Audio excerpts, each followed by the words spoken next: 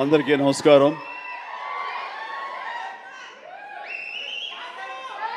కొన్ని ఫంక్షన్స్కి రావటానికి ఎంతో ఉత్సాహంగా ఉంటుంది. వాళ్ళు పెద్దవాళ్ళ చిన్నవాళ్ళ ఎలాంటి వాళ్ళ నేను చూడనది. ప్రేమతో పిలిస్తే కనుక ఎస్ వస్తున్నానే అంటూ నాకు ప్రేమ కావాలి, అభిమానం కావాలి. అలాంటిది ఇక్కడ అభిమానం నాకు చాలా నిండుగా మెండుగా లభిస్తుండటంలో చూస్తున్నారుగా. ఇక్కడ ప్రతి ఒక్కళ్ళు అంత ప్రేమ కురిపిస్తుంటే ఇది ఆస్వాదించడానికి నేను వచ్చినందుకు నాకు చాలా చాలా సంతోషంగా ఉంది. అండ్ ఈ రోజున మీతో పాటు ఇలా షేర్ చేసుకోవటం అండ్ ఇక్కడ మీరు ఇంత ఉత్సాహంగా వచ్చి ఈ ఫంక్షన్ని ఇంత వైబ్రెంట్గా ఇంత ఉత్సాహంగా ఇది జరగడానికి కారణమైనటువంటి మీ అందరికీ కూడా నా మనస్ఫూర్తిగా నా సంతోషాన్ని అభినందనలు తెలియజేస్తున్నాను. మొన్న పాండమిక్ కోవిడ్ సమయంలో అది ప్రపంచంలో చాలా వ్యవస్థల్ని చాలా రంగాల్ని అతలాకుతలం చేసింది, కన్ఫ్యూజ్లో పెట్టేసింది, భవిష్యత్ ఏమిటో తెలియని అగమ్య గోచరంలో పెట్టింది. అలాంటి పరిస్థితిలో సినిమా రంగం కూడా ఏమైపోతుంది అనే ఒక డోలాయమాన పరిస్థితిలో ఉన్నప్పుడు చూస్తే నిజంగానే అందరూ ఓటీటీలకి అలవాటు పడిపోయారు. అది భాషలకు సంబంధం లేకుండా ఏ భాషా చిత్రాలు సరే చూసి వాళ్ళకి ఎక్స్పోజర్ చాలా ఎక్కువ వచ్చేసింది. ఇలాంటి వాళ్ళకి ఏ సినిమాలు తీసి మనం సాటిస్ఫై చేయగలం, ఇలాంటి వాళ్ళని మనం సంతృప్తి పరచగలమా అనేది ఎప్పుడూ ఒక రకంగా మీమాంసలు ఉంటుండేవాడు. ఆ తర్వాత అలవాటైపోయి జనాలు ఇళ్లలో ఓటీటీలో సినిమాలు చూడటం అలవాటైన తర్వాత వాళ్ళని థియేటర్ని రప్పించడం చాలా కష్టం అండి. అన్లెస్ అది ఏదైనా ఈవెంట్ ఫిల్మ్స్ కానీ, బిగ్ హీరో ఫిల్మ్స్ కానీ, హై బడ్జెట్ ఫిల్మ్స్ కానీ థియేటర్లోనే ఆ సినిమా చూడాలి, ఆ ఎక్స్పీరియన్స్ మనం పొందాలి అనుకునే సినిమాలకు తప్ప చిన్న చిత్తగా సినిమాలకి రావడం చాలా కష్టం అన్నప్పుడు ఇదేమి కష్టకాలం మనకి ఇండస్ట్రీకి. ఈ సినిమా ఇండస్ట్రీ ఏమైపోతుంది, ఒక 5-6 పెద్ద సినిమాలను ఆడినంత మాత్రాన అది సినిమా ఇండస్ట్రీ ఓహో అంటూ కాదు. చిన్న సినిమాలు, చితక సినిమాలు, అన్ని సినిమాలు ఇక్కడ ఎంతో ఉత్సాహంగా జరుపుకోవాలి. షూటింగ్లు ఎంతోమందికి ఉపాధి కల్పించాలి, ప్రతి ఒక్కరు కళకళలాడుతూ ఉండాలి. ఆ చిన్న సినిమాలు అవన్నీ ఏవైనా అన్నీ కూడా ఆడాలి, అప్పుడే పరిశ్రమ అలాగా సజావుగా కొనసాగుతుంటుంది అని అనుకునే మాలాంటి వాళ్ళకి అలా కోరిక నాకు ఒక రకమైనటువంటి చిన్న బెరుకు వచ్చింది. ఏ సినిమాలు చేయాలి, ఎలాంటి సినిమాలు చేసి రాణించాలనేది. కానీ అవన్నీ కూడా కరెక్ట్ కాదు. ప్రేక్షకుల్లో ఎప్పుడు తప్పు ఉండదు. ఏదైనా తప్పు ఉండి సినిమాలు ఆడలేదు, రాణించలేదంటే అది ఇదిగో స్టేజ్ మీద ఉన్న మా అందరి తప్పే తప్ప అది ప్రేక్షకుల తప్పు కానే కాదు. అది ఉదాహరణగా ఈ సంవత్సరం 2024లో ఆరంభంలో ఇక్కడ ప్రశాంత్ వర్మ ఉన్నాడు, తను సజ్జా తేజ వీళ్ళు చేసినటువంటి సినిమా హనుమాన్, ఆ సినిమాతో శుభారంభం అయింది. ఆ సినిమాని అనూహ్యంగా లోకల్గా అనుకున్నారు, కానీ ఆంధ్ర తెలుగు సినిమా కాదు, అది ఆల్ ఇండియా సినిమాపై అయిపోయింది.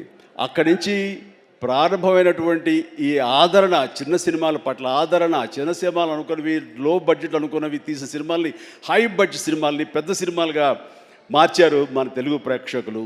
అది అందులో దాని తర్వాత వచ్చినటువంటి మన వరుస సినిమాలు, నాకు పేరు వరుస గుర్తు రావట్లేదు, కానీ చాలా సినిమాలు అంటే నీహారిక తీసిన కమిటీ కుర్రవాళ్ళు కానివ్వండి, ఆ తర్వాత మన సిద్ధు జొల్లగడ్డ చేసినటువంటి టిల్లు సినిమా కానివ్వండి, ఆ తర్వాత ఆయ్ అనే సినిమా, ఇట్లా ఒకటేంటి చాలా సినిమాలు వరుసగా హిట్ అవుతూ ఒక్క సమ్మర్ మాత్రం అంత మంచి సీజన్ ఈ సినిమాలు లేకుండా చేసుకున్నాం. అది మన యొక్క జాప్యంలో జరిగినటువంటి పొరపాటే తప్ప ఆ తర్వాత మళ్ళీ చూస్తే కనుక మొన్న దీపావళికి అమరన్ కానీ, కానీ, ఆ తర్వాత లక్కీ భాస్కర్ కానీ ఇవన్నీ కూడా ఎంత ఆదరణ పొందినాయి అంటే అది అంతా ఇంత కాదు. వీటి వెనకాల ఎవరు పెద్ద పెద్ద డైరెక్టర్స్ ఎవరు లేరు, పెద్ద పెద్ద యాక్టర్లు ఎవరు లేరు. ఇది కోటాను కోట్లు ఖర్చు పెట్టి తీసినవి కావు. బట్ కంటెంట్ అన్నది ఈ రోజున మన ఆయువు పట్టు. ఆ కంటెంట్ బాగుండాలి, సినిమాల్లో ఎంటర్టైన్మెంట్ పొందగలగాలి, వాళ్ళు ఇవ్వగలగాలి. మనం అది ఆస్వాదించడానికి ఎప్పుడు ప్రేక్షకులు రెడీగా ఉంటారు. అది అందుకు నేను అంటాను, ఏదైనా సినిమాలు ఆడవు, ఇక ఓటీటీకి అలవాటు పడిపోయారు, థియేటర్స్ రావడం అది కష్టం అనేది మాత్రం అవాస్తవం. ఈ రోజున మొన్న ఈ సినిమా వరుసలో మన సత్య ఇందులో ఉన్నాడు. సత్య చేసినటువంటి అలాగే మన కీరవాణి గారి అబ్బాయి చేసిన శ్రీ మత్తు వదలరా 2 ఎంత బాగుంది ఆ సినిమా, ఎంత సరదాగా ఉంది, ఆద్యంతం చాలా చాలా బాగుంది. ఇవన్నీ కూడా నేనే ఉత్సాహంగా సినిమాలు 2 సార్లు చూశాను ఆ సినిమా. ఇట్లాగా సినిమా బాగుంటే థియేటర్స్కి వస్తారు, చూస్తారు, వాళ్ళు ఎంటర్టైన్మెంట్ పొందడానికి వాళ్ళు ఎంత డబ్బైనా ఖర్చు పెట్టడానికి రెడీగా ఉన్నారు. అయితే ఆ సినిమా వాళ్ళకి అందేలాగా మనం చాకచక్యంగా తీయాలి, మనం శ్రద్ధాశక్తులతో తీయాలి. ఆ కంటెంట్ని మనం 1-2 సార్లు చెక్ చేసుకుంటే కానీ మనం బయటకు వదలకూడదు. ఎందుకంటే ఈ రోజున దాదాపుగా 125 సినిమాల దాకా ఇంతవరకు రిలీజ్ అయితే అందులో ఆల్మోస్ట్ 20% ఫిల్మ్స్ సూపర్ హిట్ అయినాయి. ఇది మంచి పర్సంటేజ్. అండ్ ఆ రకంగా ఈ రోజున ఈ జీబ్రా మంచి కంటెంట్ తోటి ఉందని అర్థమవుతుంది. ఇది వెరీ గుడ్ ఎంటర్టైన్మెంట్ ఉంది. ఇందులో మంచి స్టార్ కాస్ట్ ఉన్నారు, అందరూ వండర్ఫుల్ యాక్టర్స్ ఉన్నారు. అండ్ టోటల్గా ఇది మంచి ఎంటర్టైన్మెంట్తో పాటు ఒక క్రైమ్ ఎలిమెంట్, ఇప్పుడే విన్నాను ఫ్యామిలీ కూడా ఉంది, ఎమోషన్స్ ఉన్నాయని విన్నాను.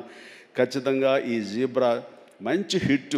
ఇప్పుడే రాశాను అక్కడ, ఈ బొమ్మ సూపర్ హిట్ అని. అవ్వాలి, అవుతుంది. అండ్ ఎందుకంటే ఇందులో నాకు కావలసినటువంటి నా మనుషులు అయితే ఏంటంటే ఇప్పుడు అదే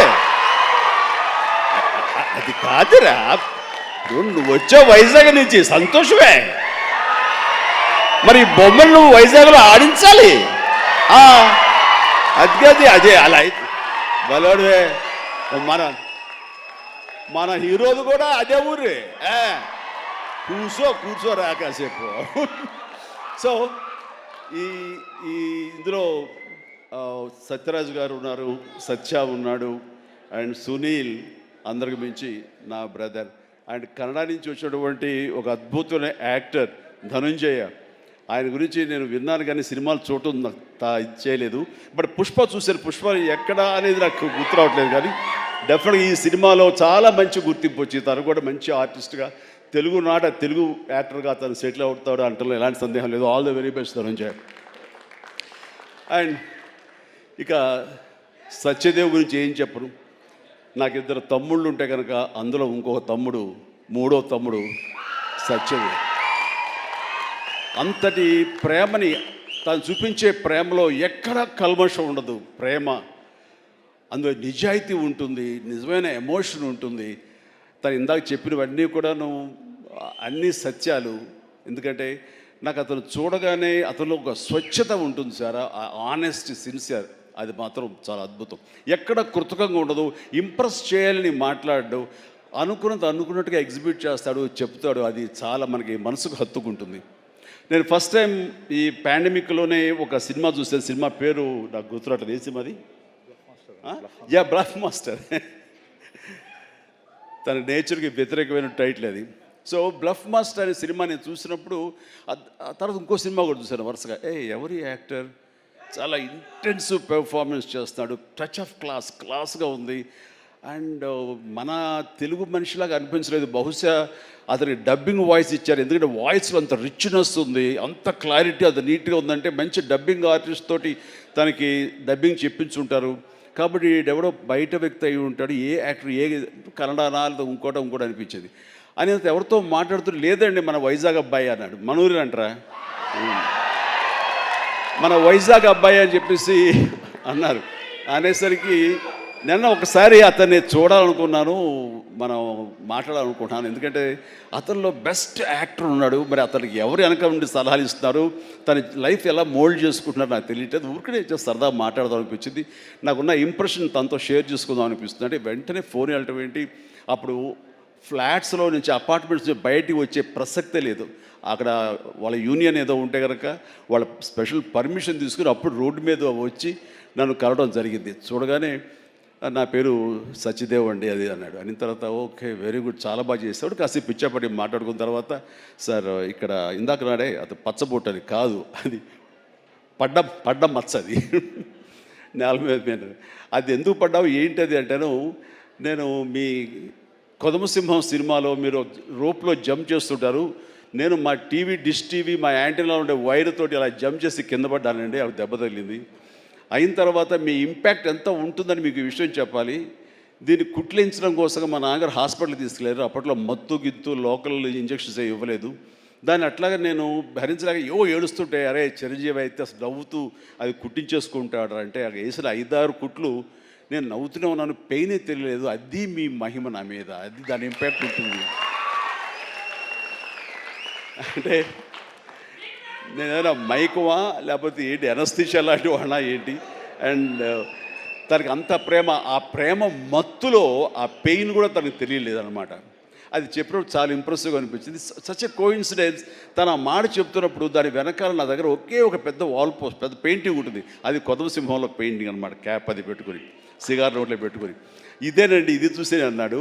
అంటే దాన్ని ఆ ఫోటో ముందు తను మళ్ళీ ఇంకో పిక్చర్ తీసుకుని, అలాగే వీళ్ళు అక్కడి నుంచి మా పరిచయం, మా మీటింగ్స్ అప్పుడప్పుడు అనేది చాలా రోజులు ఇప్పుడు ఒకసారి వస్తారంటే రా అని చెప్పడం అలాగా జరుగుతుంది. అంత మంచి యాక్టర్కి సరైన సినిమాలు పడటం లేదు అనేది మాత్రం ఎక్కడ నాకు కొంచెం ఉంది. అంటే హీరోగా ప్రయత్నం చేస్తున్నాడు, హీరో అనేది కాకుండా వెర్స్టైల్ యాక్టర్ అనిపించుకోవడంలో మాత్రం తన నటనకి హద్దులు ఎల్లలు లేకుండా చేసుకుంటే మరింత ఉన్నత స్థాయికి వెళ్తాడు. ఆ తర్వాత ఇతను ఏ స్థాయిలో ఉండాలి, ఏ పాత్రలో ఉండాలి, ఏ హీరోగా సెట్ అవ్వాలి ఏంటంటే ప్రేక్షకులు నిర్ణయిస్తారు. దాని ప్రకారం మనం ముందుకు వెళ్ళిపోవచ్చు. అంటూ గాడ్ ఫాదర్లో ఎవరో నార్త్ హీరోస్నో లేకపోతే ఇంకో హీరోస్నో బయట లాంగ్వేజ్ హీరోస్నో తీసుకొస్తే మనకింత పొటెన్షియల్ ఉన్న ఒక ఆర్టిస్ట్ ఉన్నాడు, అతన్ని ఆ క్యారెక్టర్ పెట్టుకుందాం అని అంటే కొంచెం రెసిస్టెన్స్ వచ్చింది. ఎందుకంటే మనవాళ్ళు అనగానే లోకువ. కానీ అతని పొటెన్షియాలిటీ, అతని టాలెంటు, అది ఎలాగా డెలివరీ చేస్తాడో తెలిసి నాకు ఐఎమ్ వెరీ మచ్ కాన్ఫిడెంట్ నాకు ఎదురుగా నిలబడే ఆ పాత్రలో చాలా అత్యద్భుతంగా చేయగలడు అని చెప్పేసి ఆ సినిమాలో నేను చెప్పాను కాబట్టి స్ట్రాంగ్గా ఒప్పుకున్నారు. ఇందాక తను చెప్పినట్లుగా తను అంతకంతగా ఆ దాంట్లో రాణించాడు, మెప్పించాడు, ఒప్పించాడు. ద ఫెంటాస్టిక్ పెర్ఫార్మెన్స్ ఇచ్చి ఆ సినిమా అంత ఎత్తుకు వెళ్ళటానికి, ధీటుగా నాకు నిలబడి చేయడానికి తను కారణమయ్యాడు. అలాంటి సత్యదేవ్ నా నమ్మకాన్ని నిలబెట్టాడు. ఇందాక అది ఆ మాట తను అన్నప్పుడు మనస్ఫూర్తిగా దాన్ని నేను ఆహ్వానిస్తున్నాను, ఆస్వాదిస్తున్నాను. అండ్ తనకి ఇంకా ఎంతో మంచి బ్రైట్ ఫ్యూచర్ ఉంది. ఎందుకంటే సత్యదేవ్ లాంటి వెర్స్టైల్ యాక్టర్స్ మనకి తెలుగులో కరువైపోయారు.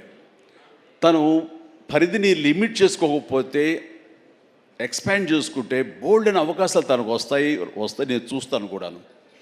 అండ్ అలాంటి ఈ సినిమాలో తను ఒక మాస్ హీరోగా కామెడీ తోటి, చాలా చక్కగా సెటిల్డ్ కామెడీ తోటి, ఒక యాక్షన్ తోటి ఈ సినిమాలో తనకి మంచి భవిష్యత్తు మళ్ళీ ఏర్పడుతుందని నేను భావిస్తున్నాను. అండ్ నా తమ్ముడుగా సత్యదేవ్కి ఆల్ ద వెరీ బెస్ట్ చెప్తూ ఈ సినిమా తనకి అద్భుతమైన విజయం చేకూరాలి. Please God bless really. నిజంగా ఇంకా నేను మరింత ఎత్తులు చూడాలి సత్యదేవ్. చూస్తాను కూడా. అండ్ ఇక ప్రొడ్యూసర్స్గా ఇద్దరు ద్వయం, మన Dinesh and Bala and Dinesh. And అలాగే వాళ్ళని సపోర్ట్ చేస్తూ ఇక్కడ ప్రస్తుతం ఉన్నట్టు ఎస్ఎన్ రెడ్డి గారు ఉన్నారు, బిల్డర్. ఆయన కూడా సపోర్ట్గా ఉన్నారు. వీళ్ళందరూ లాభాపేక్షతో కాకుండా ఒక ప్యాషన్తో వాళ్ళు రావటం. సినిమా అంటే ఏం తెలియదు, సినిమా అంటే ఇష్టం కాబట్టి ఆయన కూడా ఓకే అంటే ఆయన ఇందులో కావాల్సినంత బడ్జెట్గా హై బడ్జెట్ అయిందని వింటున్నాను. బట్ దానికి పెట్టడం, దాన్ని ఈ యొక్క Eshwar Karthik director, wonderful director. ఎందుకంటే ఆయన సినిమా పెంగ్విన్ అని తమిళ్లో నేను చూశాను సినిమాని పాండమిక్ టైంలోనే. And very refined director. ఆయన ఈ సినిమాకు చాలా చక్కగా చేశారని తెలిసింది.